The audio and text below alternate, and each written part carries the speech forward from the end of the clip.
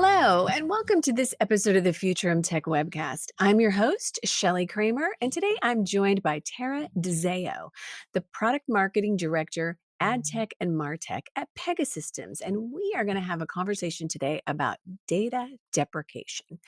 So before we dive into that topic, I want to just kind of talk a little bit, over the last couple of years, there's been a lot of concern around the amount of data that's used to track us. In fact, in our research, we have shown that that's one of the number one consumer concerns. I know that my data is accessible. I'm asked to give it up all the time. It makes me very nervous. It makes me very uncomfortable. And I feel very helpless about it. That's what consumers have told us. Um, we know that every action that we take online is tracked. And that, of course, can be very discouraging. But we're on the precipice of a new era. And to me, that's really exciting. So data deprecation, which is the process of limiting what data advertisers and marketers have access to, yay, is slowly picking up steam. And while this is great for consumers, thus the yay from me, it's also adding a layer of complexity for brands. And brands still need to deliver hyper personalized experiences for clients. And that's part of, even though, as a consumer, even though you may not love being tracked and companies having data on you and everything else. The reality of it is when you have a great customer experience, it's largely because the organization that you're interacting with has the right kind of data and is able to use that data and serve you up quick, efficient, personalized, intuitive experiences. And those are the experiences that we walk away from and go, oh my gosh, if only everything was like this. So that's one of the magical things I think that Pega and your team are really, really dialed into, and I think it's exciting. So we're going to talk about, what marketers need to do to be able to be ready for this shift and to be able to serve up those kind of amazing customer experiences. And again, that's what Tara and I are going to be covering today. So Tara, welcome to the show. It's so great to have you. Thank you, Shelly. It's awesome to be here. I'm so excited to talk about this topic. It never gets old for me. It never gets old for me either. And I'm really being serious when I say that I am the nerd that walks away from experiences going, and I use this as an example sometimes, and sometimes it's not fair to use Amazon as an experience because, it's such a Sure. gigantic company with infinite resources and everything else. But I remember one time I was looking, I got some kind of a notification and I was trying to figure out what my subscriptions were on Amazon, what I was paying for. And that's something that kind of is like a runaway train with some of us. Yes. And you've got some things on this credit card and some things on this debit card and you just don't have any idea. And I remember going to Amazon and doing a quick search, or maybe I even did a voice query on Amazon, and it was like in 2 seconds I had the exact answer, and I'm just like, so many times companies make getting information like that difficult, and they do it with intention because if Sure. you don't know and you can't find it and you run out of time, or you know it's a pain in the neck to slog through, you just walk away and leave it. So Absolutely. but the reality of it is when you have those amazing experiences, you really walk away and go, gosh, I just wish every interaction with a brand was like that. So before we get started talking about data deprecation, what marketers need to do and all that, I want to know about you. So tell us a little bit about your backstory. Sure. I'm originally from the East Coast and I became a California, Washington transplant around high school. And I never left. I love the West Coast. I'm a mom to a 7-year-old boy, which I feel is a feat during the pandemic. So I always tell people on these conferences and webcasts, great job, parents out there. And yeah, I'm a former rugby player. I love teamwork. And I've been in ad tech for the last 12-ish years, ad tech, martech. I started out in tech hardware, which was admittedly pretty boring for me. And as soon Yeah. as I found ad tech, I never went back. I couldn't leave. This is my home. This is where these are my Yes. people. These These are are my my people. issues. This is where I belong. Well, I will tell you, we discovered this before we jumped onto this onto this recording. And so we do have in common that we both grew up on the East Coast. And and you live in Seattle now. My husband's company is headquartered in Yeah. Seattle. We've shared our thoughts on the weather and how the Yes. summer in Seattle is super nice. And my husband and I foster a 7-year-old boy. Actually, he just turned 8 on Monday, Oh, and I wonderful. am a mother of 4 daughters, and Wow. I have 2 daughters who are grown and very old, and then I have 15-year-old twins who are sophomores in high school, and what I am here to say is that parents of boy children, I salute you in a way that I have never been able to do before because Thank all I you. know is estrogen and drama and craziness and makeup and all of these things. And you know what? Boys bring something entirely different to the mix, and it is fueled by testosterone. So I'm learning so much on my journey. Yes, I mean, it's true. I always thought we were more nurture than we are nature, but now I've been proven wrong by my son a million times, and I think that's sort of the nature of parenting is they just prove everything wrong that you thought about what it would be like to be a parent. Everything. And you quickly learn there is no rule book, and you're going to No. mess up many, many times along the way, and you probably won't kill them. So it'll all work Yeah. out fine. Yes, it's true. It'll all work out fine. Okay, so let's talk a little bit. Let's just dive right into this topic. So Sure. give us some background on data and privacy. Yeah, so I think where we've landed today is that we're sort of mired in regulation. We have changes coming down about data and the way that marketers and brands use data. And I think how we got here is that we weren't very transparent as an industry, ad tech and martech, about the quid pro quo of the internet, Right. right? So we didn't ever educate the consumer, hey, this is the data we're collecting. This is why we're collecting it. It's pretty harmless. It's mostly about shopping. Um, so I think that converged with some high profile data breaches like Cambridge Analytica.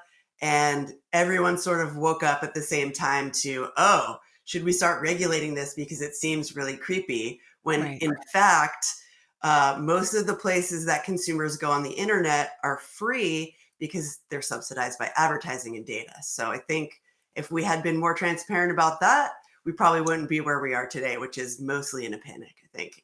Well, and I mean, I've said this 1,000 times at a minimum, and I think that those of us in the industry understand, but I'm not sure ordinary average consumers do. If it's free, you're the product. If Yes. it's Yeah. free, your data is the product because nothing is really free, It's you true. know?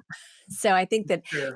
and I think sometimes no matter how much you repeat that mantra, I'm not sure it really sinks in, and I'm not sure sometimes that people really understand that value proposition. I Yeah. give you my Yeah. email address, or I don't give you my email address. You track me by way of a cookie, and things are going to be served up to me as a result. So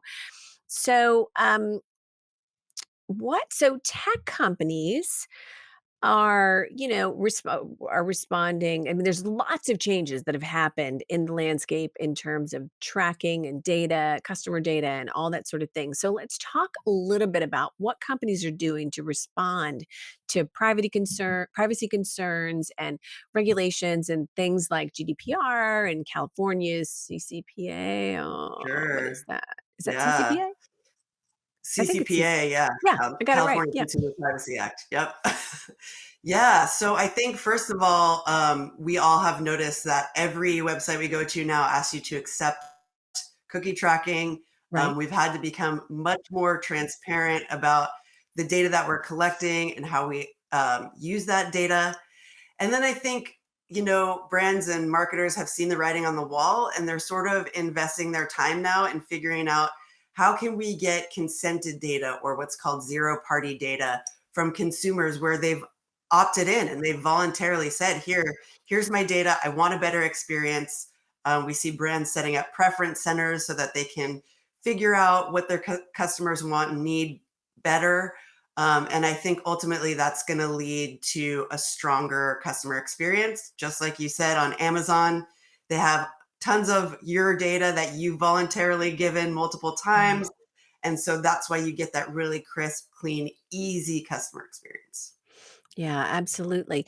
So, and there have been some new changes recently in terms of, Apple's newest iOS update and things that have given marketers, some sleepless nights, I think, in terms of, exactly what are the changes that we're dealing with and what does that mean for business as usual for us? How do we need to shift? How do we need to pivot? What do we need to do differently?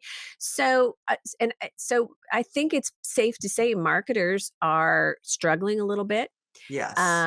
feeling confused, feeling nervous, all those things. So, can we talk a little bit about how these changes have disrupted the digital marketing environment? Absolutely, yeah. So the third party cookie being deprecated by Google is all we kind of ever hear about. It's going away, and that third party cookie is the way that many brands connect consumer touch points to deliver that unified customer experience. But in reality, this has sort of been a long time coming. Safari and Firefox and Apple were first on the scene to sort of get rid of the traditional ways of tracking people, to use a not beloved word by marketers. But I think, now that the cookie is going away, that's going to really disrupt the ecosystem in a way that we've never seen, because so many brands rely on that little piece of code to connect Right. the ways that they see their customers. Absolutely, absolutely. And I saw some changes just announced this week around the Firefox browser that I haven't really even had a chance to dig into. But what browser you choose to use makes a big Yes. difference as well. And so what would you say that um, marketers should be doing to address these changes? What should they be thinking Yeah. about? Well, first, they need to audit their exposure, right? So, the nature of media buying and digital marketing, in some cases, the brand lacks transparency into the kind of data that they're using, because either they have an agency or they buy through another platform that isn't their own data. So, I think first figuring out, what does this ecosystem inside our organization look like, and how do we need to subsidize that going Yeah. forward? Second, I think they need to be ready to undergo a very serious digital transformation, because they're going to need to invest in new technologies to sort of bridge this gap that's going to be left by the third party cookie ultimately dying. Right. Right. It's funny. I've spent a significant portion of my career as a brand strategist, and my advice is always start with the basics, right? I Yes. mean, you know, figure out where you are, audit your situation, Mhm. take a look at, everything you've got, what you're missing, what information you're missing, where you go to get that, what are we doing right? What might not we be doing? All of those sort of things. So that's start with the basics, right? Absolutely. And it's a good time to sort of get set up so that you can test and learn before the cutover. Right. We want that time to sort of figure out, okay, now that we have new strategies and new technology, how do we make it work for us? And I think you need a little bit of a ramp time to do that. Yeah, you definitely need a little bit of a ramp time to do that. So, talk with me a little bit about, and I think we touched on this at the beginning of our conversation, but amazing customer experience is the holy grail of so Yes. many things. And, Yes. and, um, you know, a customer centric mindset. And really, there have been so many times that I've been on a journey as a customer, and generally speaking, this happens when you have a problem, right? You need Sure. some information, something doesn't work the way it's supposed to, you need help. I mean, it can be so frustrating. And when you have an amazing customer experience, you walk away from it feeling like and usually in many cases it involves a human, Sure. probably with some kind of a technology assist, right? But sometimes they can have really far reaching um far reaching consequences. A personal experience that I had a very large company that I put all of my retirement funds into. And one year, a couple of years ago, I got a notice from the IRS, post tax season that, they thought I owed them like $15,000 or something like that. And as we sussed this out, we realized, working with my accountant and working with my bookkeeper, and we realized that they had made an error, a reporting error on, a year-end tax document reporting error. Wow. And we had actually known there was a problem, and we talked with them when it was happening to try to correct it, but it didn't get corrected. And then, you walk on down the road and you forget about it, right? And so I'm dealing with this organization. I'm dealing with, trying to get help online. I'm dealing with trying to get help on the phone. I'm talking with what seems like 50 different people. And, what I really don't want to have to do is write a $15,000 check to the IRS that I don't owe. And Sure. and it took so long and so many phone conversations and emails and follow-ups and everything else to resolve this and to get it straightened out and to get the IRS squared away, that when I walked, I mean, when I was immersed in that, dealing with that situation, I knew with a certainty one thing. What do you think it was? That you're gonna walk away from that brand forever and ever. 100%. Yep. And I could not wait until I got to the end of our journey together to pull every penny that I had out of that company and put it somewhere else. And so, and so you may frustrate a customer, and you may lose their, you know, I don't know, $50 a month dog food purchase because Oh, yeah. something happens. But when you lose a customer and of course we don't know, that's the beautiful and the dangerous thing about customer experience and your frontline people who are serving up customer experiences, is you don't know who you're dealing with. You don't know if this is a $50 problem or a $500,000 customer that you Absolutely. might lose. Although that information actually, if you're doing it right, should be available at your contact center Oh, it's true. It's true. team's fingertips, so they understand the relationship with that customer. And so, but that's the thing when it comes to, what I wanted to talk about is, how you see customers view customer experience and personalized engagement, because from my vantage point, it is incredibly important, based not only on our research, but my own personal experience. And as I shared, I don't hesitate to walk away when it's not what I know it should be and what I know it can be. So what Oh, are you yeah. seeing? Well, you're spot on, and it takes, frankly, a lot less than that to make a customer walk Oh, away. yeah. And actually, the thing that matters the most probably is customer lifetime value.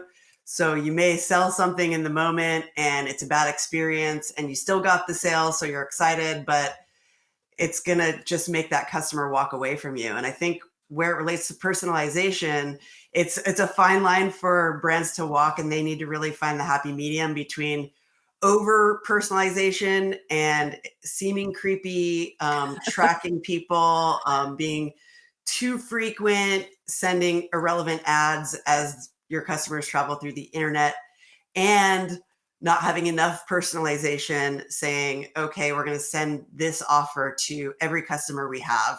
It's going to make them feel like we don't care about their needs. It's Right. not very customer centric. So you have to find the middle ground of, what do we know about our customer? How can we help them in the moment? Context is hugely important. And I think a lot of brands miss that piece. The context in the moment is so important to interacting with your customer. So, context in the moment. Technology can help. Yes, Let's talk yes. about that. Yeah, absolutely. So, I mean, the worst thing you can do, I just message to a customer in the wrong moment, right? I'm talking about, okay, you're on WebMD, you're looking up pancreatic cancer, you're doing some, internet sleuthing about ailments you might be having. That's not a great time to send somebody an offer about dog food, right? Right. Or Right. your customer is in a natural disaster zone. Maybe you don't send them a sales offer for a new credit card at that moment because they're panicking that they're in a hurricane, right? It Right. might be a good time to actually say nothing. I think silence sometimes is an undervalued treatment by marketers. So, Right. really, I mean, the customer moves fast through the web. and the digital landscape, and you really need to be right there with them. So that kind of makes the way we used to do things, these big batch, predetermined campaigns that we've served people at fixed times, and we're talking to them about Right. products that we want to sell them. It's not sustainable for the future. It is not. And I have been following and covering Pega for many, many years. And one of the things and have many great friends within the organization, but one of the things that it just blew my socks off years, I mean, it's probably been 5 years ago, at a Pega World event was when the company was talking about sentiment analysis and how the technology Pega's technology can actually you can choose, and this is going to be off the top of my head, not at all perfectly described, Okay. but but how you can decide what I want my sentiment to be. Do I want it to be super warm? Do I want it to be more cold and formal? Do I want to slide it over here in the middle? And what that means is just the responses that happen that your call center, your contact center agents, um, it serves up, it helps them decide, how we want to respond to customers and what tactic we're going to take. And, some of the data that came out of that, and again, this is going back a number of years, but Sure. it was just amazing because what companies could do is that they could measure, okay, we have our sentiment settings set on 25. I'm making this up. There's Yeah. maybe not even a 25. And this is what we've seen in terms of customer satisfaction or customer conversion or whatever it is we're measuring. And you know what we did, we turned that sentiment up, so we warmed up our interaction, our responses, our empathy, and that was really the whole point of this, really empathy and focusing on empathy as part of a technology solution. And the results that we got were just off the charts. I mean, we Oh, saw yeah. such a huge difference. And then, I remember having a conversation, and it might have been with Don Sherman, or somebody else on the team, but we were talking about during the pandemic, not that we're out of it now, but one thing that technology solutions and certainly Pega did in those early months of the pandemic. It's kind of like your natural disaster situation. We were all Yes. living through a natural Oh, disaster, yeah. right? And so people were, contacting their banks about the PPP loans, Oh, and they yeah. were contacting their insurance companies, and they were super stressed out, and all of those things. When you're able to add empathy into the mix and understand that we're dealing with customers who are so stressed out, or she lives in California and they just weathered the fires there or Yes. whatever, it can Yes. make a very huge difference. And technology can help us add that empathy into the equation. I mean, our contact center agents don't have ESP, right? Totally. And we have a large bank in Australia that was dealing with the convergence of the pandemic and the Australian bushfires. Do you Oh, remember right. those deadly Yeah. bushfires?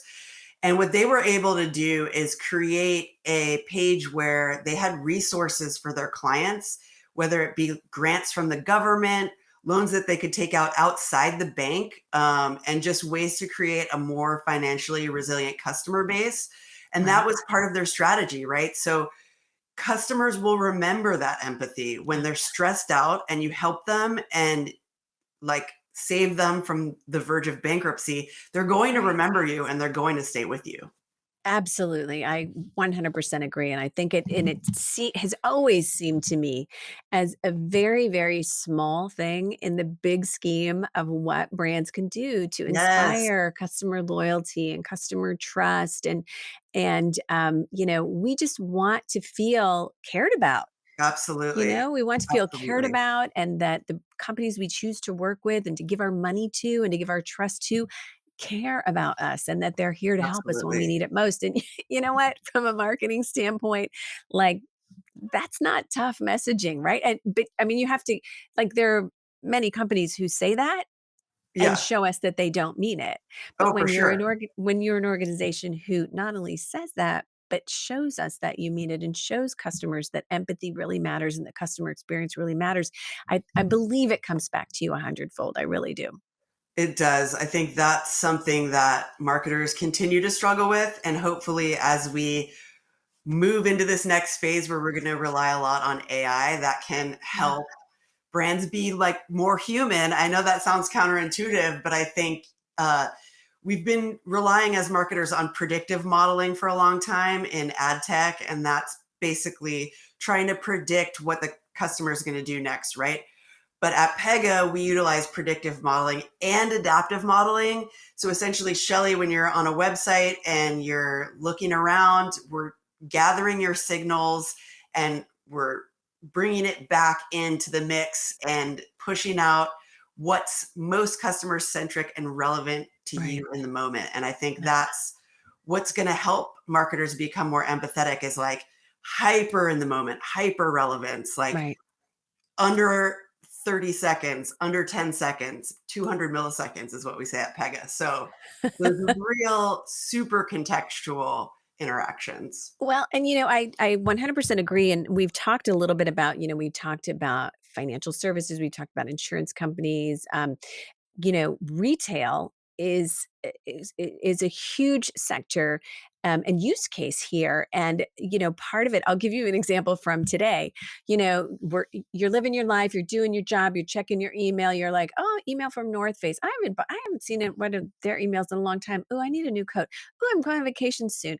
I kind of like the coat I have, but I have an outerwear addiction problem. Maybe I should go look at this. So I click on my North Face email and I am looking, and in 2 seconds, I see exactly the coat that I have in mind. And but my point is, like, the quicker you can, all I wanted to do was give the North Face my money.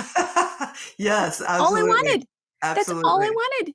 And then I wanted to go back to my work and my life and my responsibilities and everything else. So the quicker you can make it easy for me to give you my money, because it's not all about solving problems. I mean, Right. it is about buying things, Yes, right? absolutely. And so the use cases in retail are huge because we want what we want when we want it, but we also don't know what we want. But you might have insights on what we want based upon our behavior that Yes, you can serve up to me. It's kind of like Netflix having an idea what I want to watch next, right? But so it really absolutely. is, um, the right data at the right time is all Yes. about not only, growth and prosperity for the brand, but I mean, again, I just wanted to buy a coat and be Yeah, done.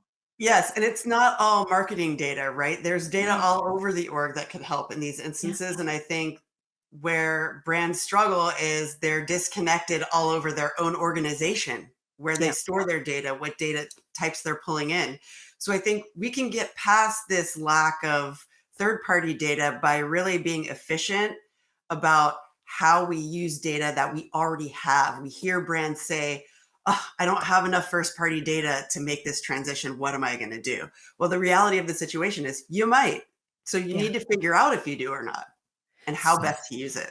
Okay, so I want to we're getting to the end of this conversation, which I hate because I could talk about this all day in case you haven't Same. noticed. Um, I always feel like I have the very best job in the world because I get to hang out all the time with people who are just nerdy and just as geeky Yeah. about all this like that I am, and so these conversations could never end. I love that. So we've talked a little bit about, again, various sectors and various technology solutions. I want to dive just for a minute into what can Pega help its customers do to navigate these kind of transformations. Where do they start? Sure, absolutely. So we have a customer decision hub, and what that is a customer engagement tool that takes all the data from all of your channels across your org and brings it together so that your interactions with your customers are highly relevant. And that solves a lot of issues for the brand, right? It means that you can deliver unified customer experiences. It means that you can create better customer lifetime value because you see every interaction that you've had with the consumer. And then lastly, the in the moment piece, I cannot stress how important contextual relevance is. Right. You know, dealing with Shelly in the moment and knowing that you just want to buy something really quick and that's normally what you do. Right. I can't overstate how powerful that can be. So I Yeah. think this technology is backed by AI. It's going to be the bridge to the future without cookies and interject empathy into marketing, which I think we all love to hear about that. Everybody loves empathy. If you say you don't like empathy, you're lying. Well, and quite honestly, if you say you don't like or understand or embrace integrating empathy into what you're doing, you probably shouldn't be in marketing. Oh, I for mean, marketing sure. is all about, Yes, understanding consumer behavior and paying attention and, and serving up great customer experiences because if we don't do absolutely. those things as marketers, we fail. We totally have, and the pandemic made everything even more digital, faster, Yeah. and it shone a light on the brands that were doing it right and wrong. Yeah. So, more important than ever before to utilize empathy and care for your customers and show that you do. So, Tara, if someone is listening or watching this conversation and they think, this makes a lot of sense to me. I want to dip my toe in here. I want some more information. First of all, of course, I'm going to put your LinkedIn contact information into our show notes so people Great. can reach out and connect with you. But does Pega help with like that audit process first step that you talked about? I mean, what kind of hand-holding along the way might you and the team at Pega do that can help me make the transition to doing, getting a little bit of information, a little bit of help and going, "Oh my gosh, Sure. I can't live without this." So Yeah. what does that look like? Yeah, so at Pega, we're committed to working with brands wherever they are in their digital transformation, right? So you don't need to take everything all at once and do a blanket transformation, right? We can slowly integrate your channels. We can work with you at the pace that is best for your business. If you head over to pega.com, you'll see what I'm talking about. And we're here for you to figure out what your next step as a marketing organization is, or even beyond marketing.